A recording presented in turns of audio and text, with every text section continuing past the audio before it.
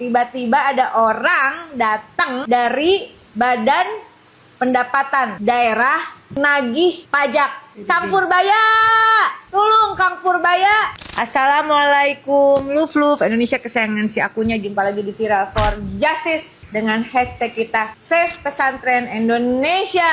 Si akunya lagi di pesantren Al-Fat Jalen. Ada di Tambun Utara, Kabupaten Bekasi. Ini pesantren abangku Kiai Yasin yang baru dipanggil pulang oleh Allah Subhanahu wa Ta'ala beberapa waktu lalu. Belum itu tanah kering ya.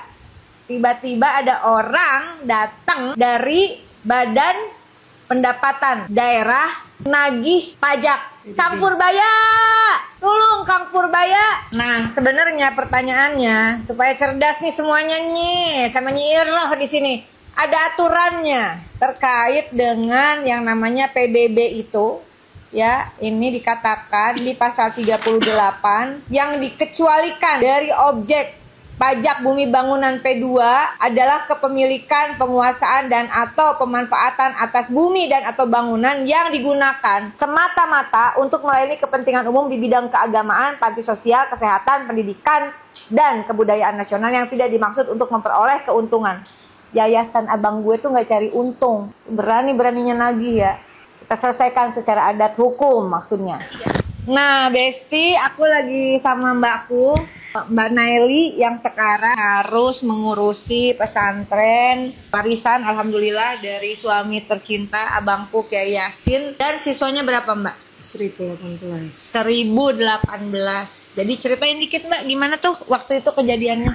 Terkait pajak ini sekitar 2010-an gitu ya, kita ngurus ke KUA untuk pengurusan sertifikat wakaf. Nah, itu ternyata pengurusan wakaf itu lama dan laki-laki butuh biaya karena memang sertifikat wakaf itu mahal ternyata. Nah, untuk PBB saat itu pihak KUA itu menenangkan kami, bilang kalau pesantren itu dibebaskan dari PBB. Emang aturan hukumnya kayak gitu? Nah, karena kami orang awam ya kami senang langsung lah, istilahnya kita nggak ngecek bener apa enggak. Ternyata mulai dari tahun 2024 itu kami ada surat tagihan pajak. Tiba-tiba 2025 itu kami dapat surat terkait pajak PBB bahwa pesantren kami akan dipolis lain. Saya nangis terus terang.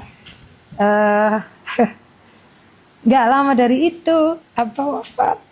Gimana anak saya kalau dipolis lain? Ribuan santri sekolah. Sedangkan itu murni bukan kesengajaan. Jadi memang sudah diinformasikan bebas bayar gitu. Ini kan sebenarnya kalau buat si akunya pesantren itu udah mengambil alih tanggung jawab negara. Nah, mestinya hal-hal kayak gini tentu nggak terjadi. Singkat cerita, berarti sebetulnya ada aturan yang pesantren itu bagian dari yayasan atau lembaga yang tidak komersial. Sehingga memang dikecualikan, bisa dapat pengurangan atau bahkan dibebaskan. Jadi memang di Kabupaten Bekasi itu sudah diatur, Bu.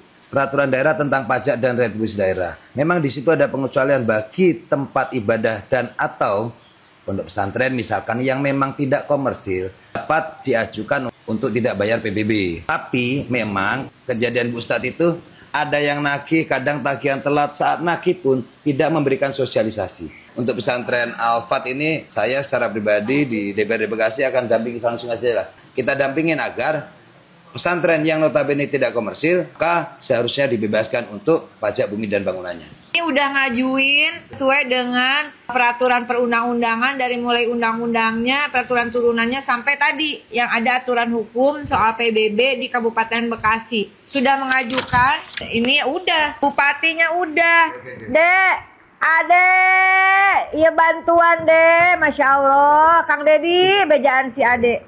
Ya, ini pesantren ini tidak pernah mendapatkan bantuan dari Pemkab. Udah bisa operasional kayak gini aja, alhamdulillah. Anak-anak bisa sekolah dan 50%-nya dari keluarga tidak mampu. Kan dibantuin pemerintah. Rekomendasi dari desa udah ada. Ini siapa yang main? Siapa yang main? Ya, dan kita akan ke BPN juga berarti karena urusan tanah wakafnya. Jadi ada dua hal. Pertama soal pajak bumi bangunan yang seharusnya ini bukan objek pajak PBB ya. Berarti ke Bapenda, Badan Pendapatan Daerah. Yang kedua adalah terkait satu sertifikat wakaf BPN. Nanti insya Allah besti kita ya Pak Rizky itu insya Allah juga sangat paham hukum.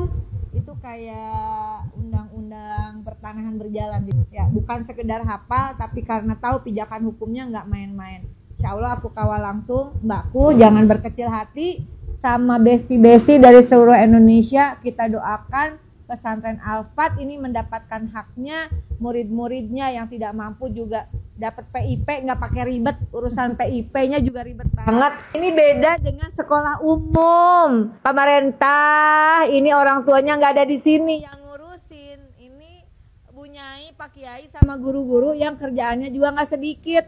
Kalau PIP harus dapat tapi harus bolak-balik ngantri di bank, itu juga nambah kerjaan, anaknya harus diboyong datang ke bank dan banknya juga ganti-ganti. Nah, jadi ada 3 hal. Kayaknya banyak, satu-satu kita bereskan dan jalan tapak perjuangan dari Al-Fat ini mudah-mudahan ini menginspirasi bagaimana cara pendampingan, mengadvokasi apa yang menjadi hak-hak pesantren agar bisa tetap survive dalam mendidik anak-anak dengan lebih baik ya, dengan kualitas yang lebih baik tanpa diribetin syarat-syarat administrasi yang sebetulnya kalau mau dikorek itu bahkan bertentangan dengan peraturan perundangan yang ada. Terima kasih Mbak Ul dan semua para kiai yang hadir di sini. Mohon doanya. Kita akan pergi ke pertama Bapenda, yang kedua ke BPN. Habis itu insya Allah ada waktu kita berkunjung untuk silaturahmi ke Kementerian Agama. Terima kasih, tetap semangat. Assalamualaikum, salam sopan Indonesia. Mana tuh orang Bapenda? Adepin gue ya ntar.